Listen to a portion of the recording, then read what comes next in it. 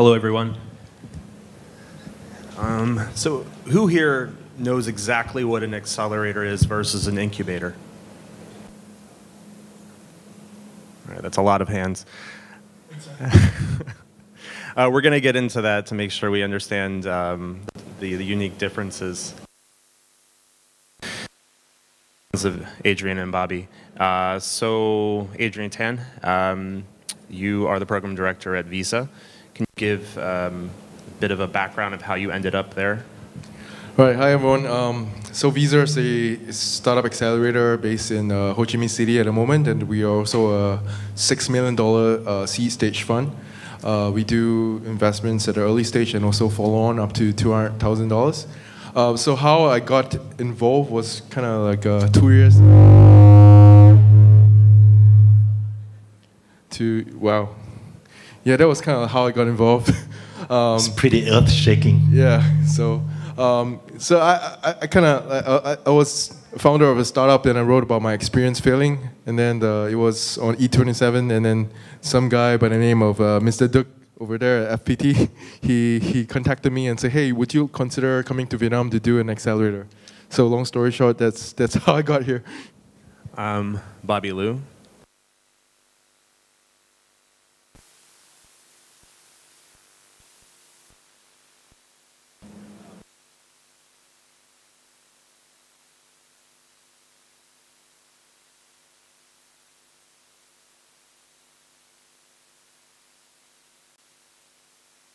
The kind of, I call it the entrepreneurial spirit of the Vietnamese.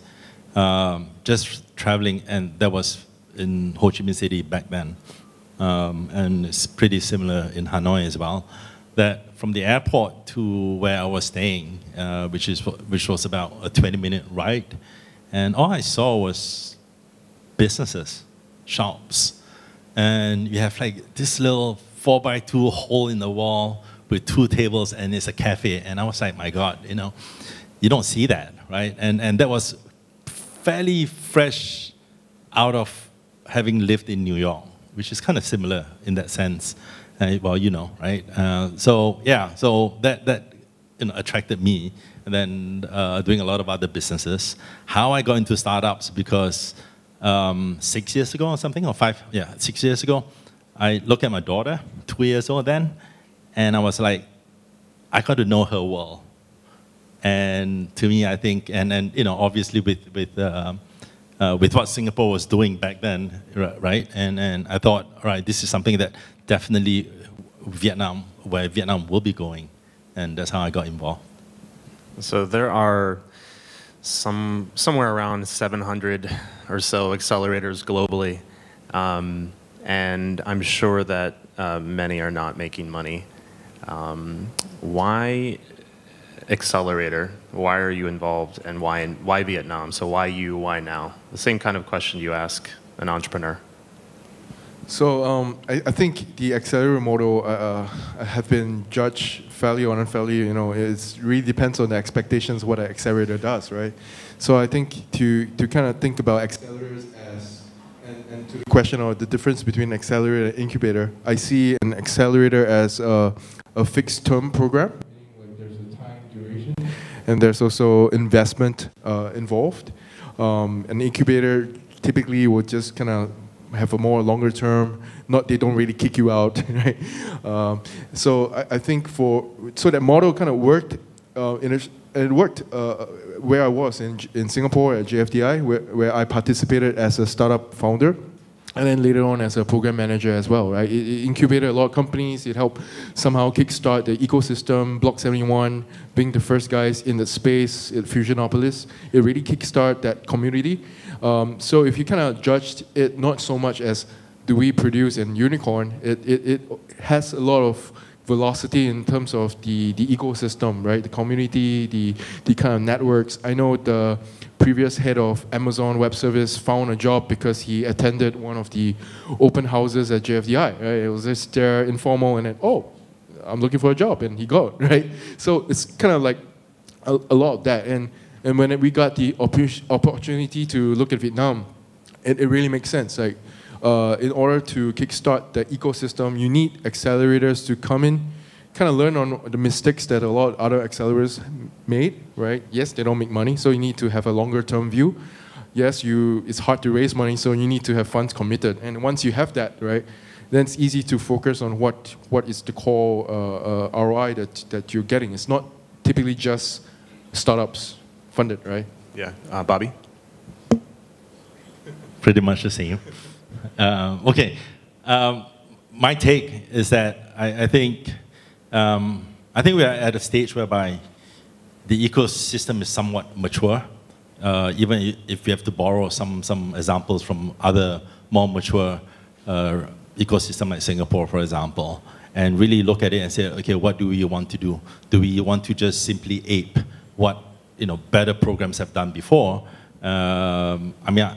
Okay, there's nothing against money, right? It's great to have money invested and all that stuff. But fundamentally, what I see Accelerator program is, at least for Southeast Asia, and we are dealing, or in Vietnam for the matter, we're dealing with a bunch of really, highly educated people, hungry. What my program can do to help them become better entrepreneurs, and I think that, if they can become better entrepreneurs, then, you can move on to the next step of, building great companies. We talked a little bit earlier about culture. What responsibility do you guys each feel, because you're here and you're dedicated to helping to be a catalyst for startup culture through running these accelerator batches? So I think one of the first few things I did when we heard about the opportunity to come to Vietnam, and if you talk to any foreigner who is trying to get to Vietnam for the first time, right, you hear these warnings about, oh, be careful, right? You can't trust anyone, right? And to me it was a very bizarre thing, because coming in, how can you innovate if you don't trust people, right? And how do you collaborate if you don't trust people? And these are the very two things that I think is big on our mindset. So a lot of what we do at VIISA for the startups is, the question is, how might we then create a circle of trust, right, in the ecosystem? So if we're gonna see 10 startups coming in every batch, we're gonna build a form of bond and trust with each other. We're gonna know who are the great investors that help, who are the one who actually write checks, right? Who are the one who don't write checks and talk a lot, right? And then you can kind of like establish that trust and that ecosystem where, okay, there's strength in numbers. You can set the culture of, okay, what are you in this for? Right, and one of the first few exercises as a shed that we do with our startup companies is to walk them through, like, in 3 years' time, if you are featured on a Wired magazine, what would it be about? Is it just about you making money, or you create a product that saves 1 million lives, right? So back to the core of what Jeff shared this morning, I think it's beyond just money. It's about what are you making sense of your time for the now, yeah. Okay, all that, so I don't want to repeat. To add on, I think what's really interesting about this whole startup culture and ecosystem is that I think from the get-go, and you have really, great inspirational leaders of successful startups. What they've exhibited is this sense of sharing, and I think this is the biggest impact that has been done with the younger people, where we are able to shape their mindset. And I think in that, if they come into startups and they've from very early on develop this sharing mindset, then I think to a certain extent, I think we are sort of straddling between the old world and the new world. So that's why we have this what you brought up, this trust issue, right? But I think moving forward, you're really looking at shaping the mindset of the young people that it's okay to share. It's okay to share. It's okay not to benefit from the sharing, and well, that's a real estate, right? So, so yeah, that is completely okay not to talk about NDA, unless obviously something highly sensitive. But other than that, just be completely open, simply because that's what it takes to help build even bigger and more vibrant and healthy ecosystem. Speaking of more healthy and more vibrant, what are your views on diversity and inclusion? Well, we think a lot about Ouch. it, quite a lot. I mean, I think at least for VIISA, for batch one, we decided we don't have a focus on what sector we look at. We just went fishing, right? I don't know what I'm going to catch. Right? Are there great companies in Vietnam? I don't know. Let's try it out. And it just turns out that out of 150 companies that applied to us for batch one, we accepted 7, and of the 7, they're all guys, right? They're all men, And then out of the 7, you got 1 Singapore company, right? 1 US Vietnamese citizen, right? You got 1 French Vietnamese, but they're all guys. So I think that's something that we are aware of. But then at the same time, it's also kind of symbolic of the over proportion of men in STEM, right? Like a lot of CTOs, I mean, they're not really product guys, but so we need more, and I think for batch 2 that we are assessing, and we're gonna change it up a little bit, but it's not something that it's good to have, definitely. Even for the VIISA team, we are aware that we are a lot of guys in the team, so we just hired our first lady on board, and it gives a very different perspective. We hope to have more. So check out our careers page, just a plug. But I think it's really important because you can't, like Vietnamese women, right? You're building a product on e-commerce for Vietnamese women. You need to have a woman on your team, right? So diversity is really important to understand the customer, yeah. Throughout my experience in Vietnam, I don't really see a problem with Vietnamese women being entrepreneurs. Sorry guys, but I think women entrepreneurs make better entrepreneurs in Vietnam, because I've met countless of them that have, they're just fantastic. And I grew up in a family of 5 sisters and my mom, so all women. So the issue of not being strong or being marginalized, has never been on my mind. Then of course, now I have a daughter, so I'm like with women constantly, right? So tech is a bit different. Again, I think it's a transitional thing.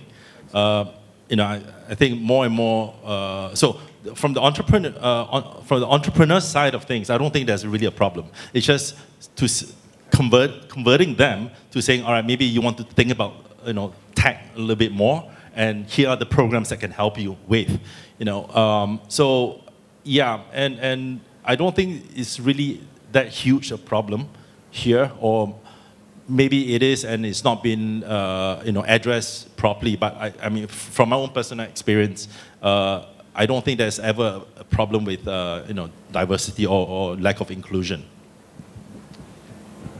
Okay, just to further add on, so you have 1 founder.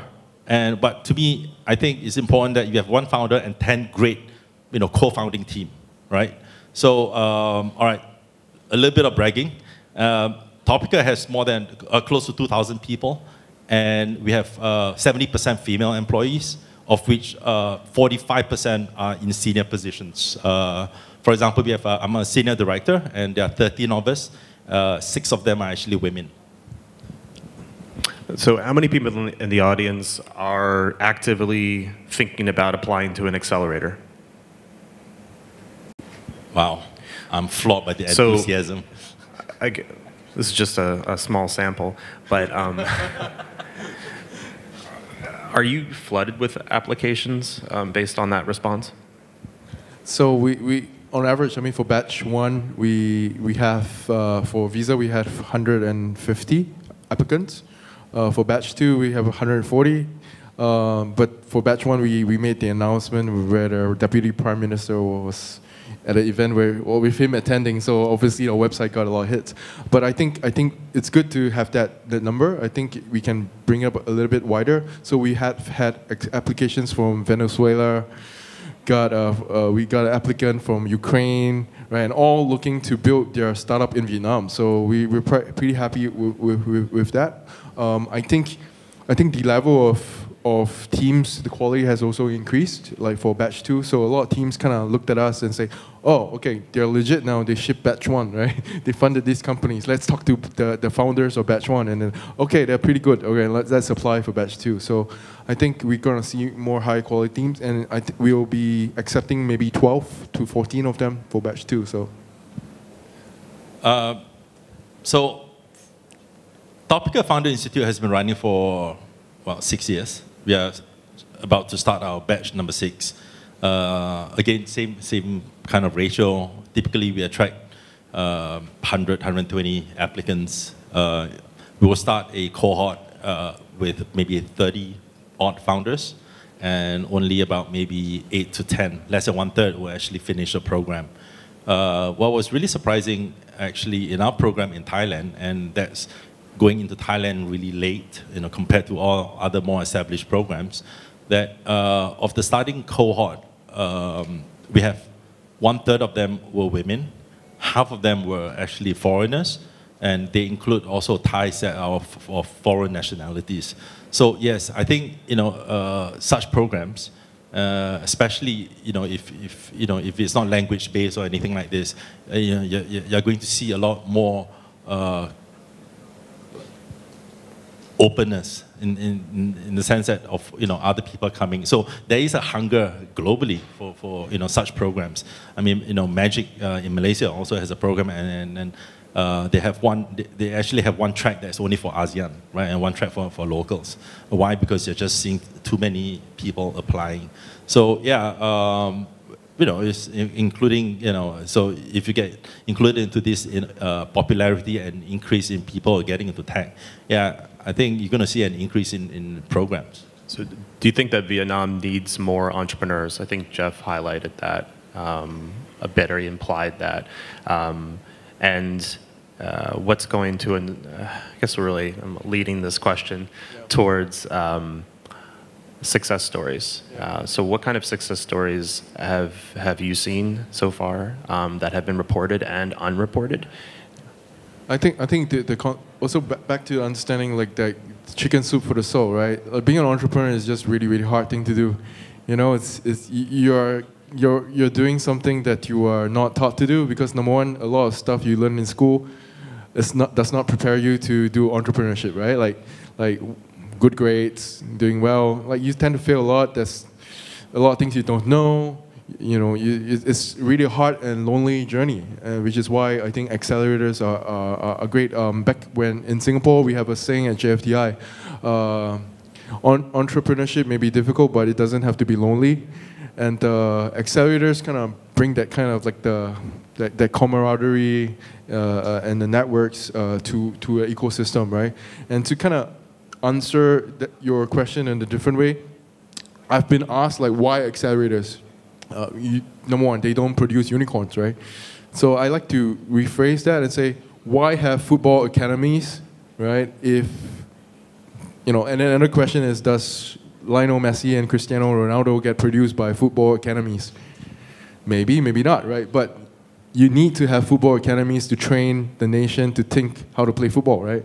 So Even Beckham does. Right? Then you can be like a Germany to win. Right? You don't have to rely on just one player, right? You can rely on a nation to win, right? So I think what the government and ecosystem building and all these great people that are doing is really necessary. We're very different parts of the value chain, the ecosystem stuff with the universities, and then they go apply to Topica, do Founder Institute, right?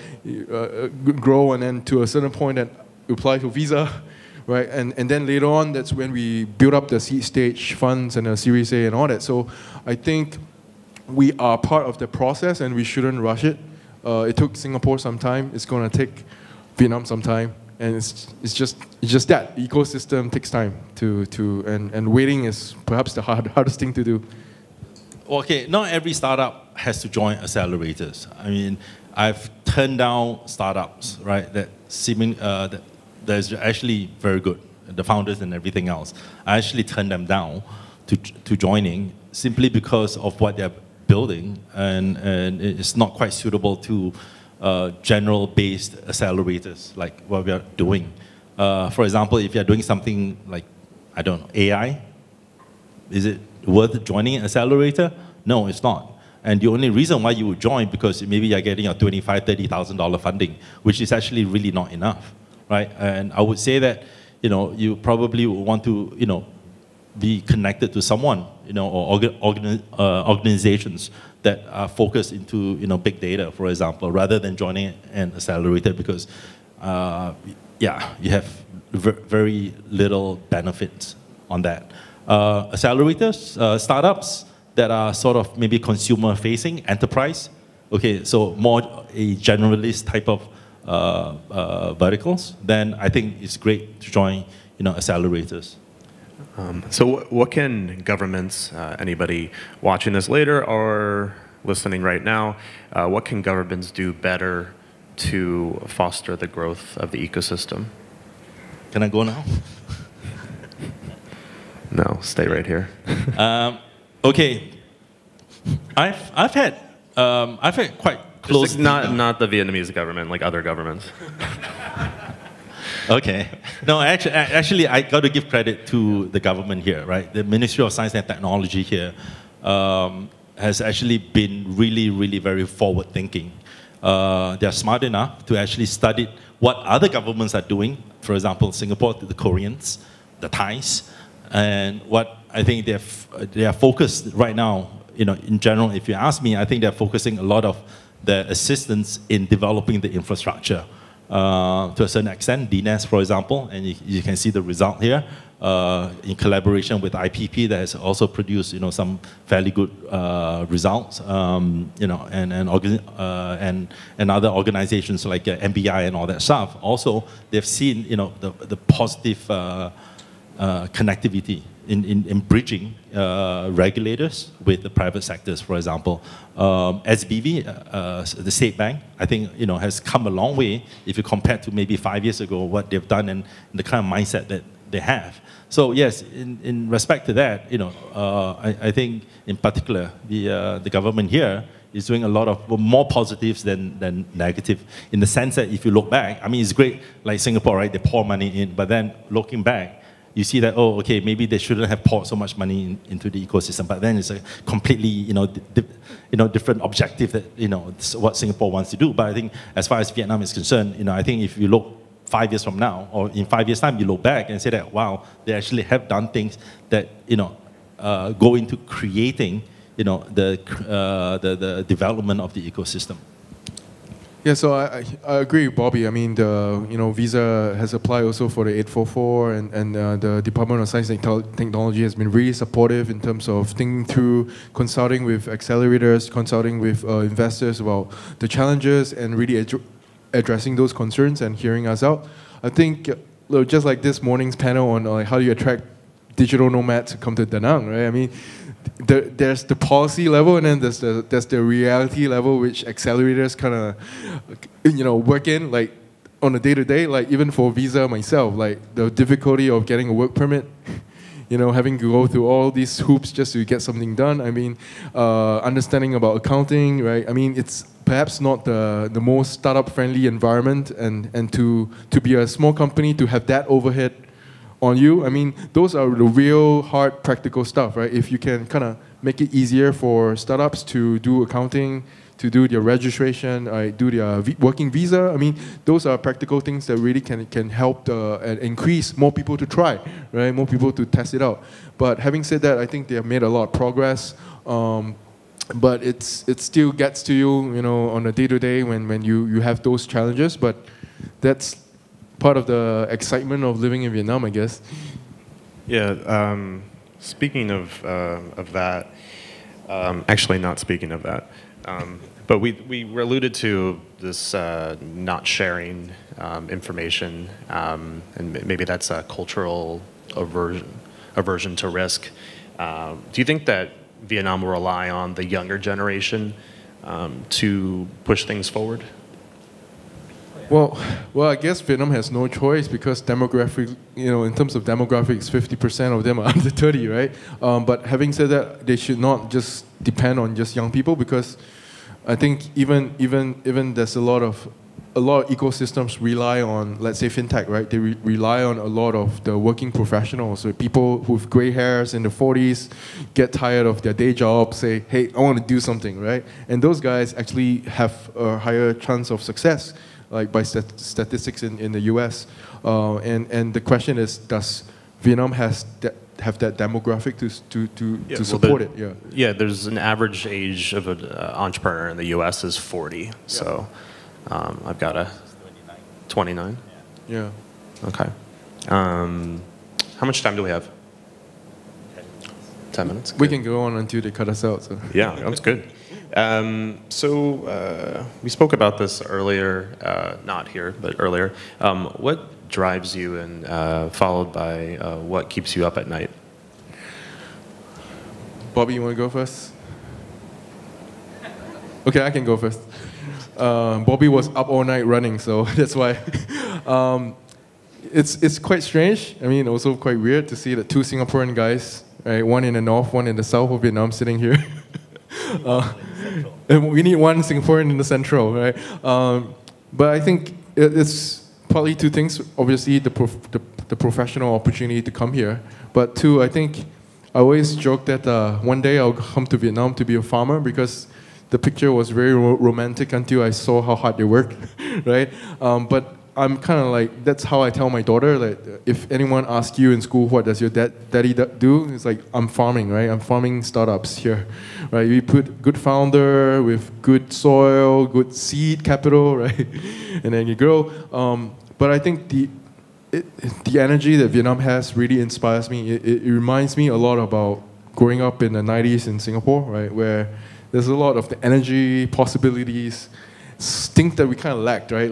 Like Singapore has kind of evolved into what I would say like a auto-tune pop song, you know, like Justin Bieber song. Like you hear it, gets annoying after a while, and you forget about it, right? But Saigon still has that gritty, raw possibilities kind of thing, and it's really attractive for me.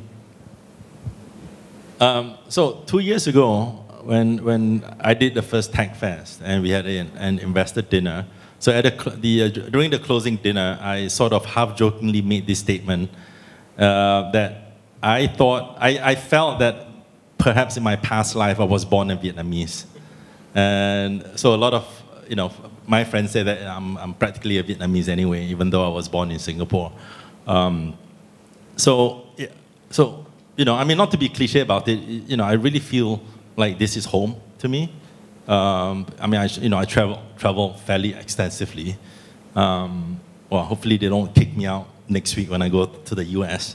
And if I have to choose, I obviously would choose Vietnam over US, even though I've lived there before. So yeah, it's just everything that I've experienced before when I first left school, came out to work or in business, and the level of energy here is just amazing. I mean, it's just going off the charts. It's almost, or it's actually the same or even more than when I felt when I was younger and living in New York, right? And so why do I need to go so far afield? And then plus, I think in terms of the next generation development, obviously Asia is where it is. And if I have to choose Asia, then obviously Vietnam is a no-brainer. So you guys are both connectors in the ecosystem. What kind of help do you need? Why are you here? Well, I'm here for the beach, actually. But I think we are also thinking of ways to kind of connect with the community. Definitely, we can't see all this. We can't have all the startups that apply to us go through our program, right? So we are also exploring possibilities in which how can we support. It's kind of like a VIISA X program, right, where we give you the curriculum, you guys run it, right, and we love to see it done in different cities, and because I think that's also part of very rapidly kind of building the culture and also selfishly getting quick looks at who are the great founders that come through that, right? So love to connect with anyone in Da Nang who is interested. We love to connect with people who are involved in universities as well. So do reach out to me later today, and I'd love to meet and speak to you, yeah? So I got arm twisted this morning to starting the Founder Institute here. So, but actually, it doesn't need a lot of effort because this is actually something that's already in my book to explore. It's just really finding a program or crafting, even though it's based on a somewhat fixed curriculum. But I think, you need to like sort of, tweak it somewhat to fit in the environment. And I think that there are a lot of opportunities in Da Nang as far as technology is concerned. But my take on this is that we really got to focus on the 4 or 5 really important things for Da Nang and go deep into developing those rather than to be like or to emulate big cities like Ho Chi Minh or Hanoi where everything goes. And Da Nang is not a place for everything goes. If you just focus deeply into the 4 or 5 different things, other 4 or 5 other things will actually happen alongside it. So it's this whole cascading effect that you can see. And I think there are some brilliant minds here that can hopefully help collaborate on the program. Cool. So last question, and then maybe we have one question from the audience. What should everybody in the audience be subscribed to? So whether it's blogs, newsletters, Snapchat profiles, or I don't know, WeChat. And what should people be reading? Well, I mean, you get all the Facebook groups, right? Like Launch and quite a lot of these startup community thing. I think what I really want is really like have a list of all the things happening in tech in the different cities at one glance. So if you guys are building something like that, that would be great. But I think there's a lot of content that's out there already. So I don't think Lean Startup, maybe that's something that a lot of people are reading, have been following. So that's always good place to start. But maybe Bobby would know a lot more. Look. What do you read every day? Facebook. Look, I mean, Vietnam is such a Facebook nation, right? There are about 40 million people on Facebook, something like that. It's also LinkedIn, right? Like Facebook is LinkedIn. I don't know about LinkedIn, sorry to say that, I check it like 3 times a week. But Facebook is like almost daily, and then you get all your news feed and everything else, right? So yeah, so maybe one advice to young people here, beware of fake news. Yeah. Okay. Just one question. Does anybody in the audience have a question? I'm sure you guys do. Is this an after lunch effect? Come on, man. Questions. Dot, you have a question? You have a question?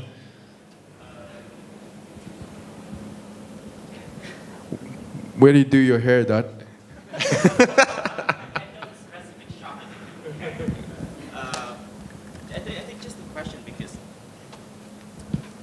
Thank you. Obviously, there's a lot of opportunity for entrepreneurs in here.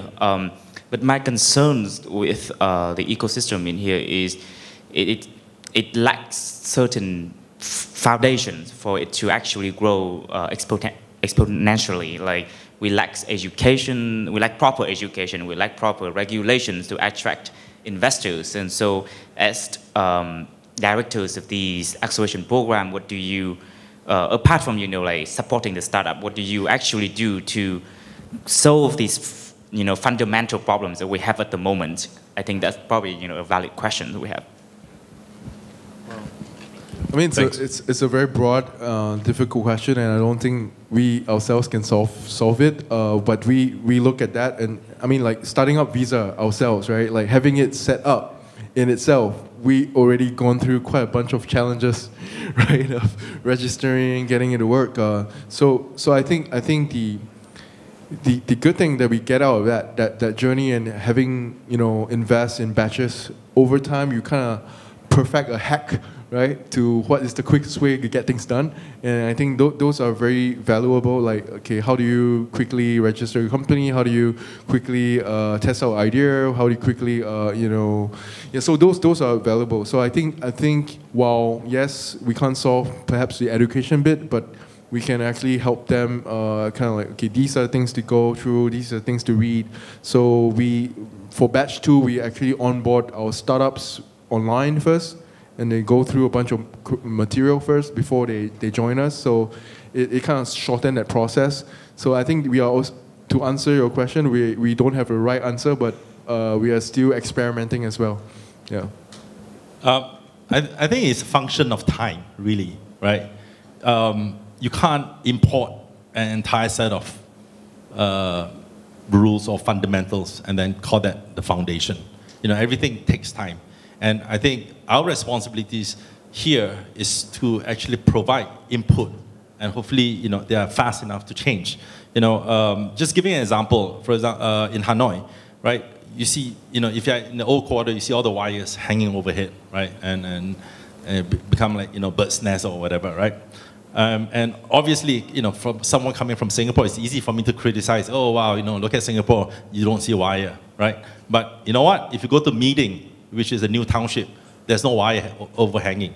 So they are learning, but can they take all the wires in the old quarter and put it underground? I don't think so, right? It's going to be a lot more work, right? So as progressively things happen, right, then we see this closer connection to maybe the authorities, the legislators, and they're actually really sitting up and listening to what we are trying to do. And a good case in point is this thing called 292. Is it 292? There was this. Is it 292? Yeah. Okay. So to cut long story short, never in my experience all these years here has the government ever taken down any form of ruling or legislation except for 292. First time ever. So they are really listening. Why? Because now I think successive governments, the younger people, the more educated legislators, they are really looking into the future and seeing how this whole process can be crafted and improved upon. So yeah, I think it's a function of time. Thank you. Thanks everybody. Thanks, All right, thank you guys.